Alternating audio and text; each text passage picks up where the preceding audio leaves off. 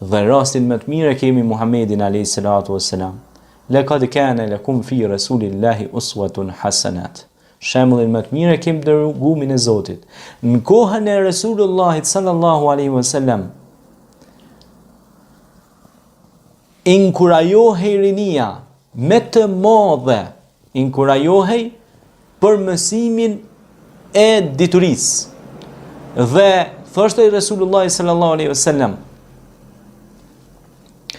ai që bëhet shkak me mësu dikujt një diçka, do të shpërblehet shumë fish.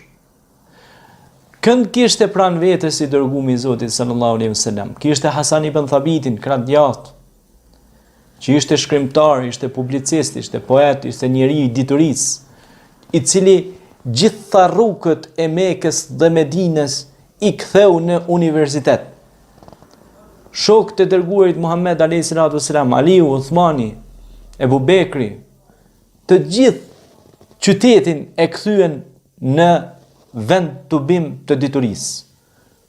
Flitej për shkencë, flitej për astronomi, flitej për fizikë, flitej për letërsi, flitej për besim, moral, drejtësi, citoheshin ajetet e Kuranit, mëshiroheshin, studioheshin ato. Ebu Bekri 9 vite najtit studim për një ajet kuranor. Ishte i ri, ishte në vigjidje në kulmin e rinisë së tij.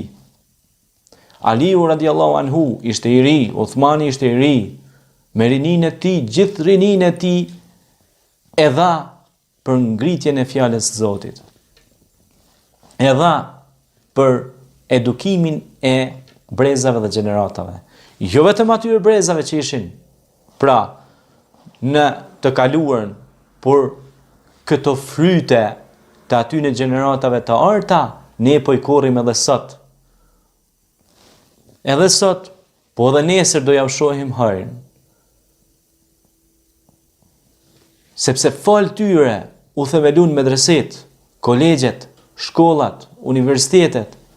Fal tyre unë vetë personalisht shkova në medrese dhe mora një edukat brillante të shkëlqyshme dhe kuptova